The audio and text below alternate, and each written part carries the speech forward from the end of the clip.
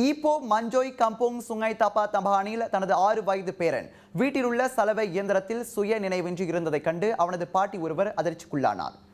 ராஜா பிரமைசூரி பைனூன் மருத்துவமனைக்கு கொண்டு செல்லப்பட்ட அந்த சிறுவன் இறந்துவிட்டது பின்னர் உறுதிப்படுத்தப்பட்டது. அந்த சம்பவம் தொடர்பில் நேற்று காலை மணி 11:44 அளவில் புகார் பெற்றதாக ஈப்போ மாவட்ட போலீஸ் தலைவர் துணை கமிஷனர் யஹயா அசான் தெரிவித்தார்.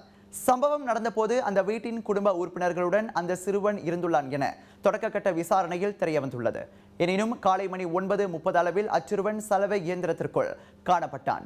உடனடியாக ஆம்புலன்ஸ் வண்டியின் மூலம் அச்சிறுவன் மருத்துவமனைக்கு கொண்டு செல்லப்பட்ட போதிலும் காலை மணி 11:02 அளவில் இறந்துவிட்டதாக நேற்று வெளியிட்ட அறிக்கையில் யஹயா அசான் தெரிவித்தார். அந்த சிறுவனின் தலையில் மழுங்கிய பொருளினால் ஏற்பட்ட காயத்தின் அதிர்ச்சியே அவனது மரணத்திற்கு காரணம் என சவ பரிசோதனையில் தெரியவந்திருப்பதாக அவர் கூறினார்.